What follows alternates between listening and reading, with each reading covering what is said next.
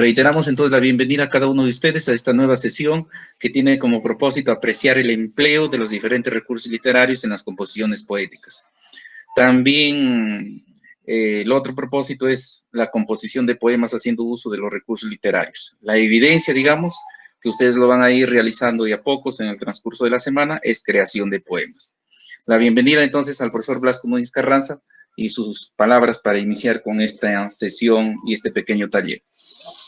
Buenas tardes, bienvenidos a este taller de lectoescritura creativa 2020, Chota en modo lectura. Esta vez hemos tenido por conveniente seguir en la composición poética. Para ello, estamos para vertir en estos momentos lo que concierne a lo que son los recursos literarios. Una cosa es escribir poemas de forma espontánea, que a veces la inspiración, bueno, en cualquier momento pues también nos llega, ¿no?, hasta a la mente, y de esta manera componemos nuestras poesías. Pero los recursos literarios vienen a ser la riqueza que tiene cada composición poética. Por ejemplo, decimos ojos azules, en una forma gramatical, ¿no? Pero si decimos ojos color de cielo, entonces estamos diciendo lo mismo, pero con otras palabras, ¿no? Y eso viene a ser la metáfora, que es la figura literaria más común y la más de mayor significado dentro de la poesía. Otra figura que también se aproxima es el símil. Por ejemplo, ahí diría en el mismo verso, ¿no?, que estamos diciendo, por ejemplo, digo ojos azules, luego digo ojos color de cielo, luego digo ojos similar al cielo. Entonces, ahí estoy haciendo uso del símil, que es otra figura que de no hacerle uso en la composición poética, va a ser una metáfora. Y si no hacemos metáfora, son términos gramaticales. Esta vez hemos elegido un poema del poeta español Antonio Machado, cuyo nombre completo fue Antonio Cipriano José María Machado Ruiz, el poeta más joven de la generación del 98 de la lengua y literatura española. Pertenece a la escuela modernista y a la generación del 98. Su obra más significativa es Campos de Castilla, una obra muy hermosa, de tinte modernista, también de romanticismo, pero que nos lleva al impacto, aquellas metáforas, aquellas riquezas, aquellos recursos literarios que empleó y por tanto hizo bello pues los Campos de Castilla. También podemos decir de que perteneció a la escuela modernista, que es la única, al movimiento que en Latinoamérica dio la literatura española, creada esta escuela por Rubén Darío.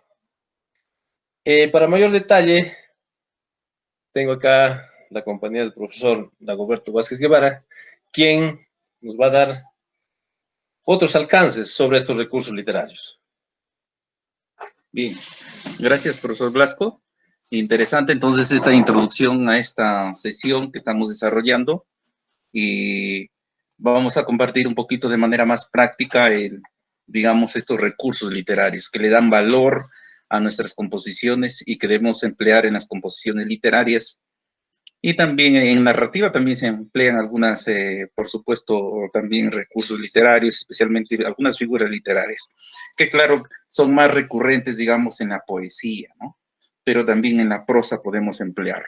Entonces, a ver, vamos a continuar con esta sesión. Bien, como ya lo manifestó el profesor Blasco, vamos a leer un poema, este poema denominado La Primavera Besada de Antonio Machado, que se encuentra en su obra más importante, Campos de Castilla, ¿no? Sabemos que hay que recordar que su primera obra de Antonio Machado es Soledades, ¿no? Pero la más celebrada, digamos, exitosa es Campos de Castilla. Y justo a esa obra pertenece este poema que estamos proyectando. Entonces vamos a dar lectura, o de repente alguien del taller que pueda dar lectura. Profesor Orlando creo que está por allí.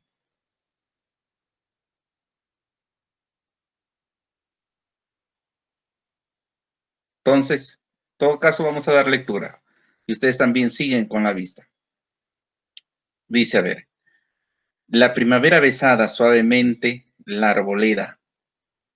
A ver, de nuevo, la primavera besada suavemente la arboleda, y el verde nuevo brotaba como una verde humareda.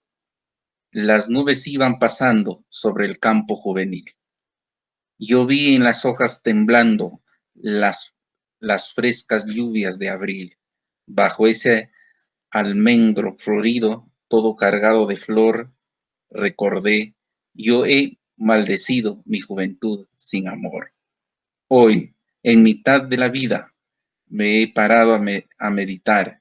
Juventud nunca vivida, ¿quién te volverá a soñar? Entonces, hemos dado una lectura breve a este poema y a ver, hay que hacerlo interactivo, ver qué figuras, a ver, en alguno de los versos ustedes puedan identificar que se haya empleado, de las que ya se ha mencionado, por ejemplo, metáfora, símil, de repente otra personificación, epíteto, en fin.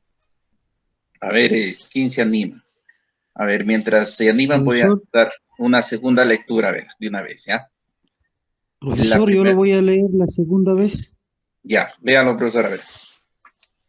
Ya. La primavera besaba suavemente la arboleda y el verde nuevo brotaba como una verde humareda. Las nubes iban pasando sobre el campo juvenil. Yo vi en las hojas temblando las frescas lluvias de abril. Bajo ese almendro florido, todo cargado de flor, recordé, yo he maldecido mi juventud sin amor. Hoy, en mitad de la vida, me he parado a meditar. Juventud nunca vivida, ¿quién te volviera a soñar? Gracias. Justamente hay una lectura más entonada, ¿ya? Con más vigor. Muy bien, ahora vayamos un poquito al propósito. A ver, ¿qué figuras literarias podemos identificar? A ver, ustedes, ahí en ese poema. Alguna por allí, a ver. De manera libre, ¿qué figuras han sido empleadas en este poema? Primavera besada. ¿Alguna por allí? A ver, participemos.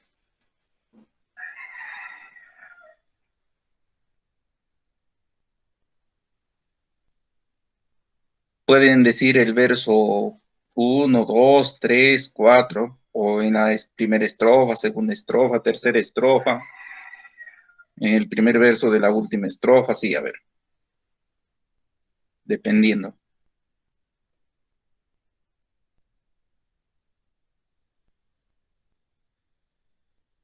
A ver, ¿se animan, no se animan? ¿Alguna figura literaria, algún recurso que les llame la atención que ha empleado el autor? Ahí, profesor, hay un símil. ¿Qué parte? ¿Qué estrofa? ¿La primera, segunda, En, tercera? en la primera estrofa y hay la palabrita ahí donde dice cómo, está haciendo una comparación, dice, y el verde nuevo brotaba como una verde humareda. Muy Es un bien. símil, profesor. Entonces ahí tenemos, fíjese, gracias, el verde de nuevo brotaba como una verde humareda. y nos damos cuenta por el nexo comparativo, el cómo, ¿no? Entonces, siempre cuando hay un como, tal cual, ¿no? Mayormente semejante a tal aspecto, entonces ahí tenemos siempre, para la comparación va a haber un nexo comparativo, ¿no? Entonces aquí el cómo, muy bien, ahí tenemos una figura literaria que también, por ejemplo, para los que participan a veces para exámenes de admisión, el símil o comparación, ¿no? El verde nuevo brotaba como una verde humareda, ¿no? ¿Alguna otra figura literaria por ahí, a ver? Profesores, muy buenas tardes. Buenas tardes, Ítala, voz de Sí, Ítala. esto, Adelante. ahí, por ejemplo, en el verso, no sé, no recuerdo porque ahorita no le estoy visualizando. Ya. Hoy en mitad de la vida, por ejemplo, hay una figura literaria que es Ya, muy metáfora. bien. Muy bien, justo hablamos, a ver dónde dice, a ver dónde estaba, en la parte de,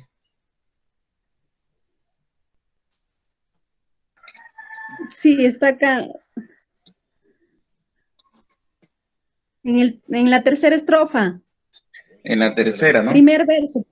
Ajá, primer Primer verso, verso. Ajá. hoy, en mitad de la vida, ¿no? Entonces, en mitad de la vida, una metáfora, ¿no? De hecho, Sí, ¿no? ¿A qué se porque se refiere, refiere, por ejemplo, a a la qué se refiere la juventud. mitad de la vida? Podría ser a la juventud, ¿no?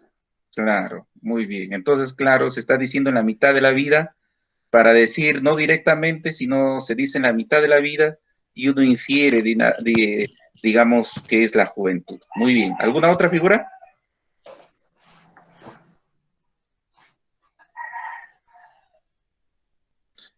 Por ejemplo, acá en la segunda estrofa, en el tercer verso de la segunda estrofa, Ya, bajo ese almendro florido, por ejemplo, es un epíteto. claro, siempre un almendro florido, ¿no? Entonces tenemos un epíteto para de repente explicar un poquito. Sabemos que el epíteto señala una cualidad inherente, ¿no? Inherente, o sea, sobreentendida. Es como decir verde prado. Se supone que el prado es verde, ¿no? O como decir en otras palabras, sangre roja, se supone que la sangre es roja. O nieve blanca, ¿no? Se supone que la nieve es blanca. Entonces el epíteto es señalar una cualidad inherente, ¿no? Al ser, al objeto. En este caso tenemos almendro florido, por supuesto que un almendro va a ser florido, ¿no? Entonces, muy bien, tenemos ya 3 figuras identificadas. ¿Alguna más por allí? Buenas tardes. Buenas tardes, adelante. En la segunda parte dice, vi las hojas temblando. Puede ser una metáfora, ya que esta figura literaria exagera el significado de la oración. Ya, muy bien. Entonces tenemos ahí hojas temblando, ¿no? De manera metafórica, ¿no? ¿A qué se puede referir, decía? Perdón, ¿cómo puedo repetir? Sí, sí. ¿A qué se refería, decía? No, vi las hojas temblando, es que es una metáfora, no sé si puede ser porque ahí vemos que la figura literaria exagera, ¿no?, el significado de la oración. Ya, muy bien. Claro, también con un lenguaje metafórico. Muy bien. ¿Alguien más? Entonces, fíjese, miren que estamos apreciando los recursos literarios. ¿Con qué finalidad esto nos va a llevar? Primero estamos en la lectura, apreciando los recursos literarios para nosotros también en la producción poder emplearlos. Entonces, gracias a todos por su participación, excelente con las ideas. Sabemos que también en cuestión de interpretación literaria digamos, hay polisémica, ¿no? Hay varios significados que nosotros podemos extraer, no hay un solo significado en la poesía, no puede sugerir muchas cosas, ¿no? Bien, seguimos. Entonces, miren, nosotros hemos hecho aquí un trabajo con el profesor Blasco también identificar algunas principales, que pueden haber muchas más y vamos a ir presentando. Por ejemplo, la primavera besaba suavemente la arboleda. Si ustedes se dan cuenta, la primavera besaba, la primavera que es una estación, besaba suavemente la arboleda. Entonces, la actitud de besar, ¿a quién corresponde? Si nos damos cuenta, corresponde más, es una característica de los seres humanos, ¿no? Entonces, de ahí que tenemos una de las figuras literarias, que es la personificación. ¿Qué es la personificación? Entonces, darle cualidades humanas o características humanas a seres que no son humanos. En este caso, por ejemplo, la estación.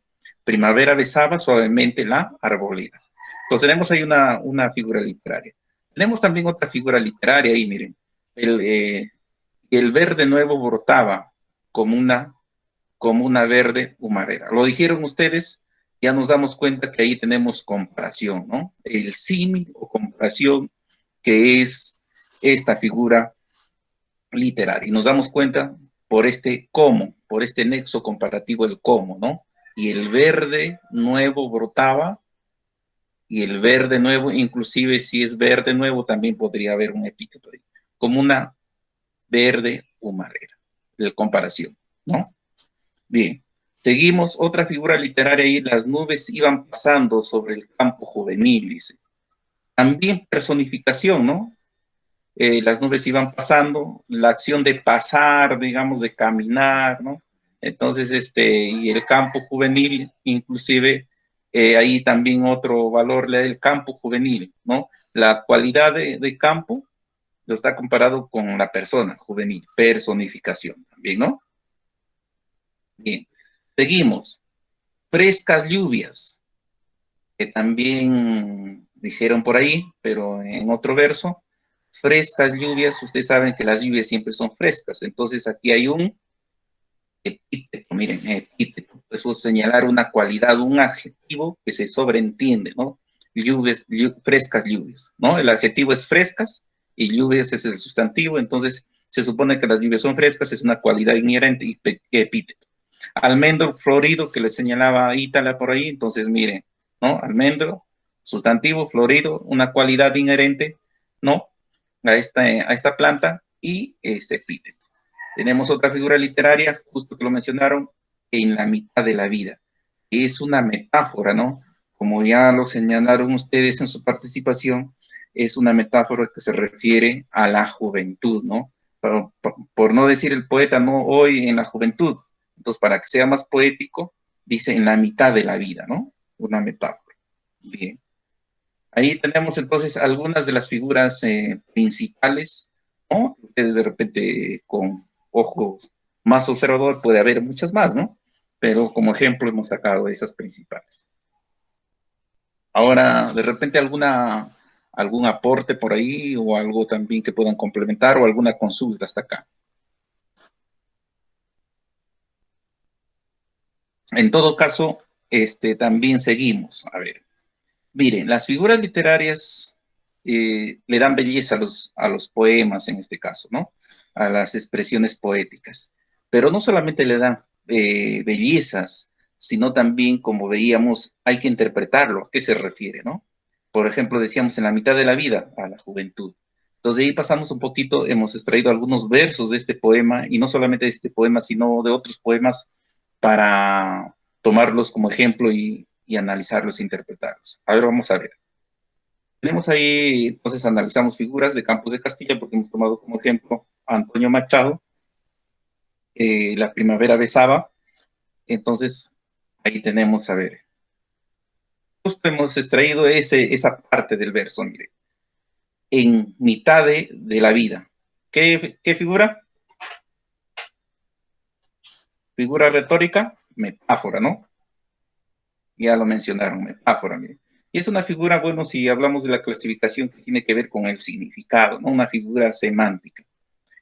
¿Por qué? Es una metáfora, porque establece una relación de identidad entre dos elementos, ¿no? En la cuestión de metáfora siempre se dice digamos, el objeto figurado, ¿no? O el sentido figurado, no el real, ¿no?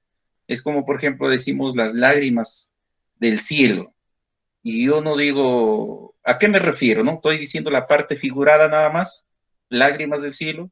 Ustedes ya están infiriendo, ya me estoy imaginando, dicen la lluvia, ¿no? Entonces yo, para no decir la lluvia directamente, le digo metafóricamente, las lágrimas del cielo, pero se entiende que se refiere a las figuras. Eso es decir una metáfora. En este caso dice en la mitad de la vida. Entonces establece una relación de identidad entre dos elementos, pero se dice el figurado nada más, el otro queda de manera, digamos, implícita. Ahora, en la mitad de mi vida, como en la mitad de la vida, como decían, ¿qué significa? ¿Cómo lo podemos interpretar? Y justo ustedes dieron ya. Vamos, la interpretación se refiere a la juventud como una etapa media, ¿no? En el discurrir de la existencia humana, ¿no? De acuerdo.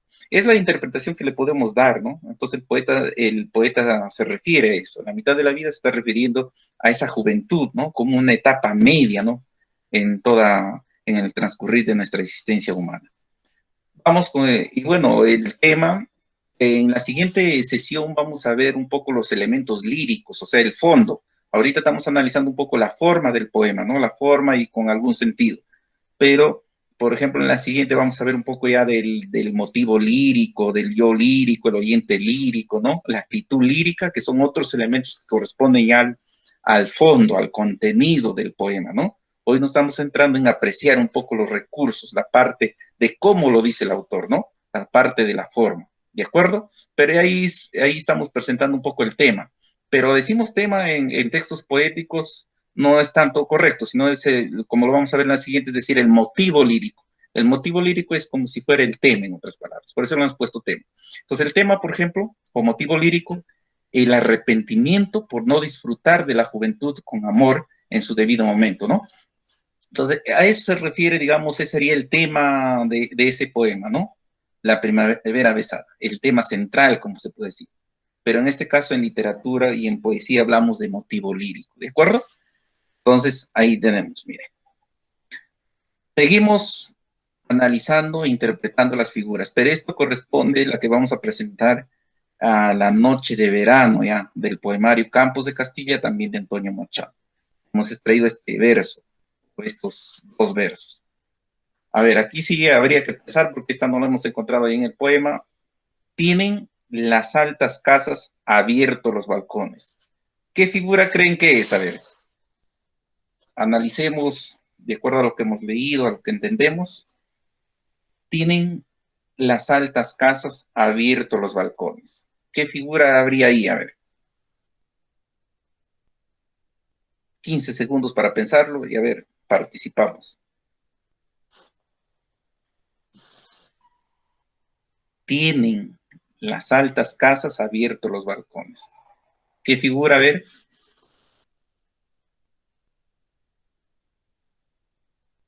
En esos versos, ¿qué figura se presenta? A ver. Tienen las altas casas abiertos los balcones. ¿Sí? ¿Alguien? ¿No dan? Ya, bien, a ver. Esto se encuentra en la página 132, bueno, de ese poemario, Campos de Castilla. Miren, la figura literaria que se presenta ahí es el hipérbato. Hipérbato. Ustedes saben que el hipérbato es la alteración del orden gramatical de una oración.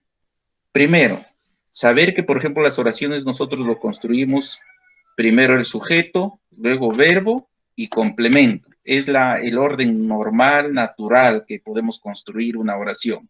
¿De acuerdo? Sujeto, verbo y complemento. En otras palabras, también puede ser sujeto y predicado, ¿no? Es el orden, sujeto y predicado. Muy bien. Pero cuando alteramos ese orden de sujeto, verbo y complemento, o sea, de repente empezamos por el complemento o por el verbo, entonces se produce una figura literaria que se llama hipérbato, ¿ya? Es la alteración del orden gramatical de una oración. Entonces, a ver, les pregunto y participen, esa oración está en desorden. A ver, ¿cómo lo ordenaríamos? Que primero esté el sujeto, luego el verbo y luego el complemento. ¿Por dónde empezaríamos? Porque está empezando por tienen, miren. El verbo tienen las altas casas abiertos los balcones. ¿Cómo sería su construcción normal? Las altas casas tienen abiertos los balcones. Las altas casas tienen abiertos los balcones. Muy bien, miren, correcto, colega.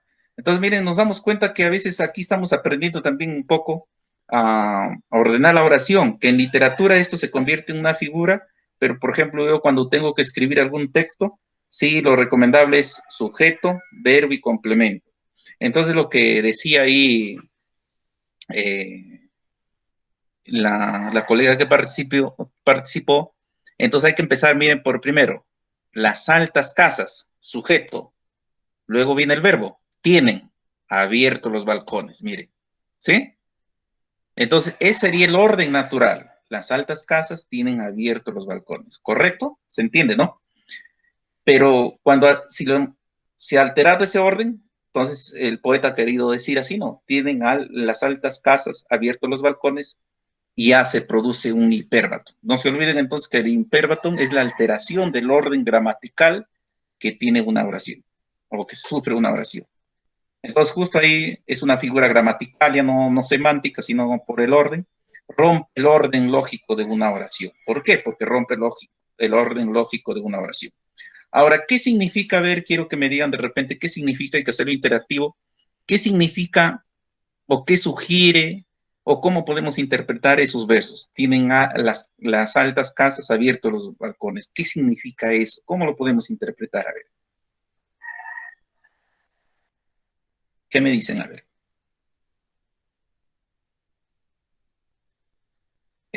Mientras lo van pensando. A ver, justo nosotros compartimos también al grupo de WhatsApp ahí de los que están participando, una lista, digamos, de figuras literarias. Ahí hay muchísimas, pero hoy vamos a hablar de las más importantes. Ahí poco a poco van a ir explorando también, porque la idea de estos talleres es apreciar los recursos también para poder emplearlos en nuestras composiciones, ¿no? Hay muchas más figuras literarias. Vamos a ver hoy las principales nada más y las que se puedan emplear. Sabemos que los tropos literarios, como las metáforas, que es uno de los tropos, son los que más se emplean, ¿no? A ver, ¿qué significado tendría eso? ¿O cómo lo podemos interpretar? Tienen las altas casas abiertos los balcones. ¿A qué se refiere o qué nos quiere decir el autor?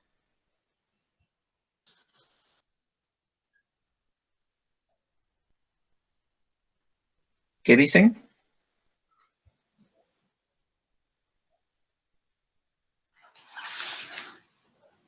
¿Alguien ya se animó? No se preocupen, son interpretaciones en la poesía, todo vale, digamos, no hay respuesta correcta. Y con los estudiantes también hay que decir, no hay respuesta correcta, porque uno lo puede interpretar de una manera, otro de otra manera, ¿no? Pero de repente podemos llegar a alguna idea un poco coincidente, pero digamos que en la literatura y en la poesía no hay un significado preciso, sino podemos sacar varios mensajes, varias interpretaciones, y así vamos interpretando, vamos avanzando. ¿Qué dicen? A ver.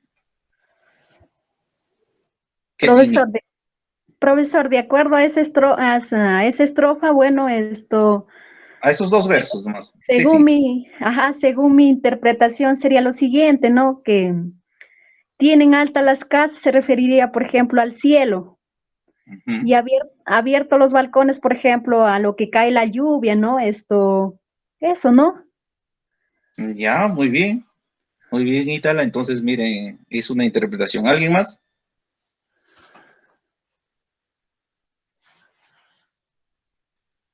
Recordemos de que también el autor, de alguna manera, detrás de una figura literaria, esconde algo, ¿no? Es como nos quiere decir, no tanto de manera literal lo que está ahí, ¿no?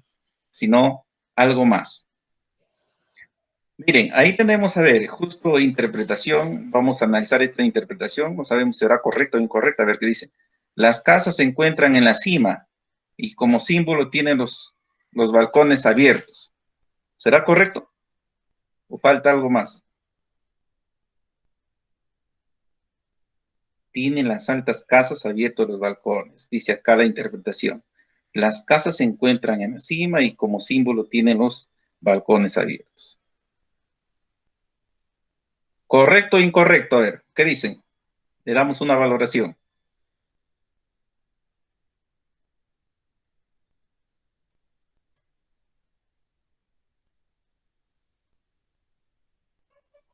A ver, ¿votan a favor o en contra? A ver.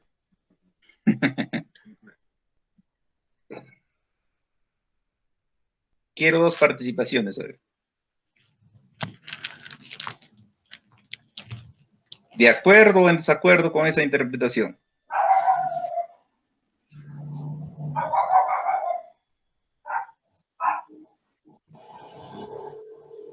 Nadie se anima. Pasamos, a ver. ¿Qué significa esa aspa, digamos? Que no tanto, digamos, estamos interpretando a un nivel muy literal. A ver, siguiente, miren, lo mismo. Miren, más o menos, ¿qué significaría, digamos, no es digamos, que sea lo ideal, sino por ahí pueden girar la interpretación? Tienen altas casas, abiertos los balcones, el yo poético, podemos decir, hablando en términos ya literarios, el yo poético, no el autor, porque cuando decimos el autor, ¿no? Siempre el autor utiliza un yo poético para expresarse en el poema, ¿no? Entonces, se puede referir a que las personas, o sea, las personas se muestran hospitalarias, ¿no? ¿No? Y eso de balcones abiertos, entre comillas, connota confianza, apertura y bienvenida al viajero, ¿no? Entonces, esta es parte de una descripción de un poema, bueno, que Antonio Machado hace digamos, en su obra Campos de Castilla, pero a la vez describe el paisaje rural, pero también describe el paisaje urbano. Entonces, como que aquella época también refiere a las casas altas, abiertos los balcones, que la gente está presto a recibir a los viajeros, ¿no? En ese sentido, ¿no? Que se muestran amables, ¿no? Confianza, que saben acoger, ¿no? A los viajeros, por ahí va. Entonces las personas se muestran hospitalarias, ¿no? Balcones abiertos con nota confianza, apertura y bienvenida al viajero. Pero por ahí sería más o menos la interpretación, miren. Entonces, a los estudiantes, fíjese, miren acá un poco para los que son docentes, digamos, a los estudiantes lo podemos hacer así, identificar figuras, pero no solamente que se queden en las figuras, sino que interpreten, ¿no? ¿Qué significa, por ejemplo, ¿no? Y pueden surgir muchas interpretaciones, ¿no? Entonces, con eso desarrollamos no solamente la comprensión, sino el pensamiento crítico, ¿no? Seguimos. A ver, esto tomado de un poema Profesión de Fe, del libro Campos de Castilla de Antonio Machado también, y acá, bueno, nos habla de Dios, ¿no? Dice, el Dios que todos llevamos, el Dios que todos hacemos, el Dios que todos buscamos. Bueno, la figura literaria se llama paralelismo. ¿Por qué? Si ustedes se dan cuenta, miren, paralelismo, ustedes saben que cuando hay matemática, por ejemplo, dicen líneas paralelas, ¿no? Entonces, paralelismo aquí se refiere, hablando en el lenguaje literario, esta es una figura literaria porque ustedes se dan cuenta que aquí la construcción, miren, empieza el Dios, el Dios, el Dios. Digamos, es el sujeto, miren. El Dios que todos llevamos, el Dios que todos hacemos, el Dios que todos buscamos. Entonces, digamos que el paralelismo es hacer casi como si fuera la misma estructura de la oración, ¿no? Por eso ahí dice, miren, es una estructura gramatical, repetición de las mismas estructuras gramaticales, ¿no? Empieza con el sujeto y luego con la subordinación, el Dios que todos llevamos, el Dios que todos hacemos, que todos buscamos, miren, ¿sí? Correcto, entonces es paralelismo. Si a veces componemos versos así, ¿no? Solamente cambiamos la última palabra, ¿no? O las últimas palabras, estamos haciendo un paralelismo, ¿correcto? Ahora repetición de las mismas estructuras. Entonces, ¿qué significado? Ahora vamos a lo más fuerte. Vamos, vamos. El Dios que todos llevamos, el Dios que todos hacemos y el Dios que todos buscamos. ¿Cómo lo interpretamos? A ver, ¿quién se anima? ¿A qué se refiere? ¿O a qué tipos de dioses, no? El Dios que todos llevamos, el Dios que todos hacemos, el Dios que todos buscamos.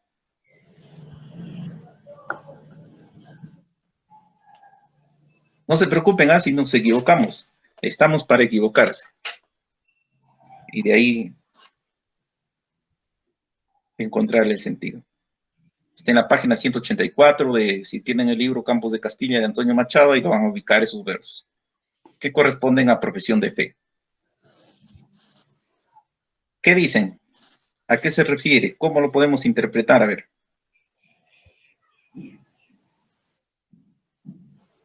Estamos haciendo apreciación de las figuras literarias, pero hay que apreciar y hay que ver a qué se refiere, ¿no? ¿Qué dicen? A ver. El Dios que todos llevamos, el Dios que todos hacemos y el Dios que todos buscamos. ¿O está difícil? ¿Qué me dicen?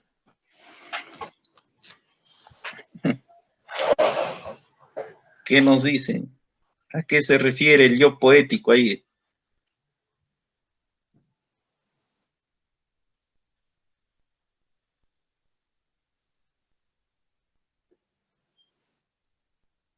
Profesor, Miren, yo voy a opinar.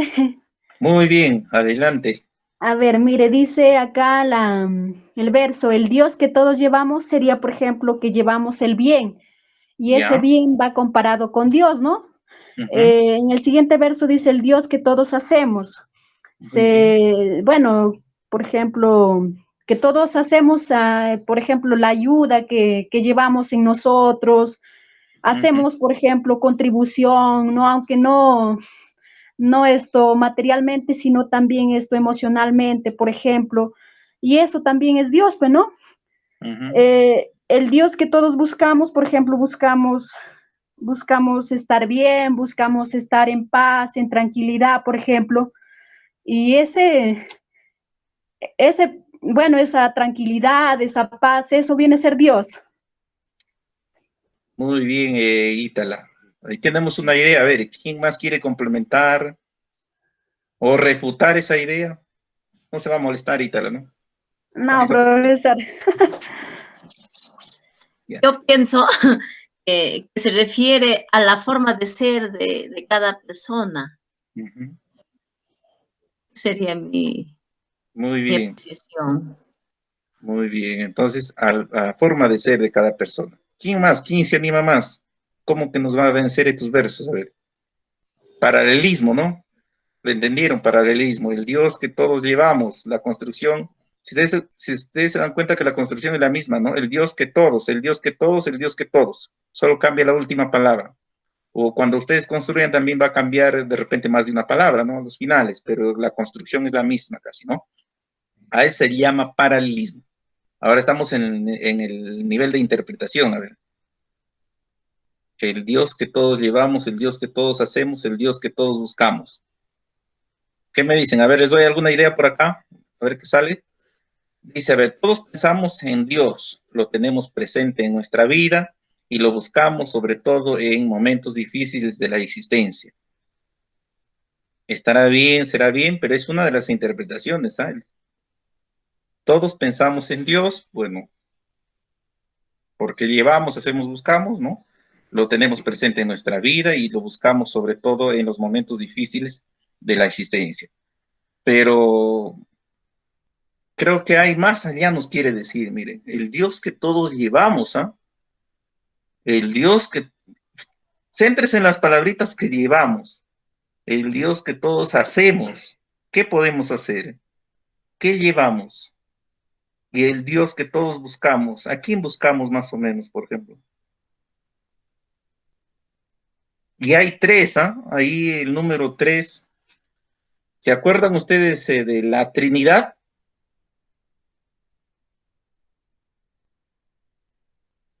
¿Cuál es la Trinidad? A ver.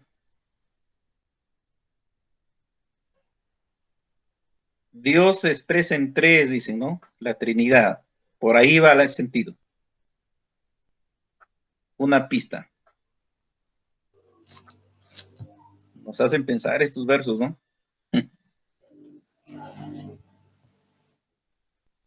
Ya. Muy bien con sus ideas, ¿ah? Les voy a presentar. Miren, esta no también es una interpretación tan aceptada, ¿no? La que, digamos, con la práctica nos vamos a ir también haciendo buenas, más interpretaciones un poco más profundas, ¿no? Digamos que son descartadas, ¿no? Todo es válido. Y acá les presento un poco la interpretación, digamos, que hemos podido identificar, ¿no? ¿Qué es lo que se dice, no? El yo lírico clama al Dios católico para que purifique su alma, ¿no? Y se refiere a través de la Santísima Trinidad. El Dios que llevamos se podría referir, por eso dices una interpretación, el que llevamos se puede referir al Espíritu Santo, ¿no? El que hacemos al Hijo, ¿no? Al Hijo, a la otra parte de la Trinidad, y el que buscamos al Padre, ¿no? Entonces creo que por ahí más o menos se acerca la interpretación, ¿no? Que se hace referencia a esa expresión tripartita, ¿no? De Dios que en la religión lo conocemos, ¿no? Padre, Hijo y Espíritu Santo. Entonces, el Dios que llevamos, ¿a qué se refiere? Al Espíritu. El que hacemos, al Hijo, a la otra, ¿no? A la otra parte de la Trinidad. Y el que buscamos, al Padre, ¿no? Estaba un poco difícil, ¿no? Claro, está bien. Entonces dice, el Dios que todos llevamos, el Dios que todos hacemos y el Dios que todos buscamos. Sabemos que, miren, en la apreciación literaria, a veces, claro, hay que tratar de acercarse, ¿no? A la idea. Todas las opiniones son buenas, pero a veces poco a poco vamos a ir también con el entrenamiento acercándose mejor, ¿no? Seguimos. Otro verso de Campos de Soria. Campos de Soria, ustedes saben que Antonio Machado siempre contaba al paisaje, en este caso a los Campos de Soria, ¿no? En España. Y bueno, ahí nos dice ese verso, a ver, dice, agria melancolía de la ciudad de Creta. ¿Qué figura habría ahí? Agria melancolía de la ciudad decrépita. Mire, ahí hay dos, agria melancolía de la ciudad y una ciudad decrépita. ¿Qué figura? De repente no vamos a dar, vamos a avanzar a ver. La sinestesia. ¿Han escuchado esta figura literaria sinestesia? ¿Por qué? Es una figura semántica, consiste en unir o asociar sensaciones, pero sensaciones, si ustedes se dan cuenta, a ver, les explico un poquito la teoría y ustedes de repente me explican, consisten en unir o asociar sensaciones, pero con diferentes sentidos, digamos, con diferentes sentidos, hablando de los sentidos como órganos sensoriales, ¿no? Entonces, miren, si nosotros analizamos agria melancolía, la melancolía, o sea, lo está calificando como agria, pero ustedes saben que lo agrio, ¿a qué se refiere? ¿A qué se refiere lo agrio? Agrio, ¿es una cualidad de qué? Del gusto, Claro, cualidad. del gusto, ¿no? Y la melancolía más bien es un sentimiento, ¿no? O un sentimiento, ¿no? O una emoción, podemos decir. Entonces, miren, o sea, cuando empleamos así, agria melancolía, en este caso, entonces nos estamos dando cuenta que es una sinestesia, es como, a ver, en otras palabras, para hacerlo más simple, una sinestesia es como decir, a ver, saborear con el olfato, puedo decir, ¿sí o no? Entonces,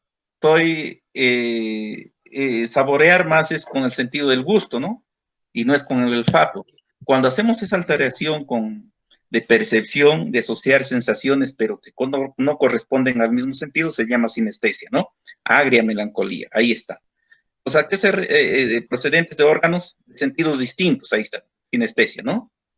Bien. Interpretación. Para el yo lírico, el pueblo de Soria no goza de brillo. O sea, agria melancolía se refiere porque no goza de brillo. O sea, no es bello ya, ¿no? ¿No? Que es un campo de repente apagado, ¿no? Oscuro, que posee el paisaje, ¿no? Sino que ahora se encuentra en una etapa de decadencia, triste, abatida. Recordamos que Antonio Machado, ¿no? Este poemario un poco después de la Guerra Civil Española, como que también describe ese paisaje sombrío, ¿no? Vetusto, que podemos decir, o sea, de decadencia también, ¿no? Entonces, cuando dice agria melancolía de la ciudad decrépita, o sea, que una ciudad que está ya en ruinas, ¿no? Entonces, para el yo lírico, el pueblo de Soria no goza ya del brillo, de repente que tenía antes, ¿no? Que posee el paisaje, sino que ahora se encuentra en una etapa de decadencia, triste, abatida, ¿no? Arruinada, ¿no? En fin. Entonces, esta sería la interpretación, miren. Acá ya no. Vamos. Siguiente. Acá tenemos de Bufón. Bufón, saben que es como decir, un chistoso, un payaso, ¿no? de Antonio Machado, es otro poema, del Campos de Castilla también. El tema de este poema, que también en algún momento de repente vamos a analizar su métrica, la crítica burlesca del hombre a través de su propia conciencia. Bien, pero vamos a la figura, ¿no? Los versos dice, es feo y barbudo y chiquitín y panzudo. Bueno, tiene ya este verso un carácter humorístico, un poco satírico. Es feo y barbudo y chiquitín y panzudo. Bueno, ahí ya se presentó la interpretación. Es un polisíndeto, ¿por qué? Porque se emplea lo que está resaltado ahí, ¿no? Es repetir varias conjunciones en los versos. Ese es el polisíndeto. Una figura gramatical. Luego, ¿por qué? Es la repetición de conjunciones para dar un ritmo lento, ¿no? Ustedes saben, aquí hay que hacer de repente una pequeña explicación. Si nosotros queremos que nuestros versos sean más ágiles, ¿no? Más ágiles, ¿no? Ahí empleamos más bien el asíndeto. Hacemos uso de signos de puntuación, es decir, de coma, ¿no? Punto y coma, en fin. Pero si empleamos conjunciones, ya lo hacemos al verso un poco más lento, ¿no? Por eso dice, hay un ritmo más lento. En cambio, los versos que tienen un ritmo más ágil son aquellos que no tienen conjunciones mucho, ¿no? Por ahí, no sé si se va entendiendo, entonces. ¿Ya? Interpretación. El yo lírico define su conciencia como grotesca, ¿no? Y capaz de burlarse irónicamente del mismo hombre, porque en este poema se burla de sí mismo, ¿no? Y especialmente haciendo alarde un poco de lo que le dicta su conciencia, ¿no? La asemeja con rasgos físicos de un bufón, ¿no? O sea, la conciencia hace una analogía y eso cuando lo veamos el poema en sí. Bien. Estimados participantes, entonces estamos llegando un poquito a la parte final, pero la idea y el propósito era que apreciemos estos recursos y además un poco interpretemos el sentido que quiere dar estos recursos literarios que se emplean. Y ustedes lo pueden emplear en sus versos libres, ¿no? Cuando escriban, de repente en sus también haikais o haikus que ya vimos, ¿no? También que en los haikus, hablando de repente, ahí empleamos las figuras más metáfora, ¿no? Símil, comparación, también la figura, la hipérbole, exageraciones, mayormente eso prima, digamos, en los haikus, metáforas, comparaciones, comparaciones o símiles, y también lo que es hipérboles, ¿no? Hipérboles, entre otras que de repente no tan usuales, pero también, pero en otros poemas lo podemos emplear.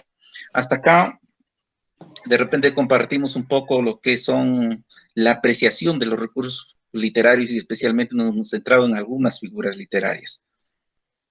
¿Alguna consulta, alguna pregunta de repente que tengan ustedes o algún aporte también? Porque la idea también es aquí, todos aportamos, todos sabemos de alguna manera una cosa, otra cosa, y llegamos ya que con esto ustedes a lo largo de estos días vayan componiendo, ¿no? Hacer esos poemas y aparte que ahí se van a divertir, digamos, ampliando de buena manera el tiempo libre, ¿no?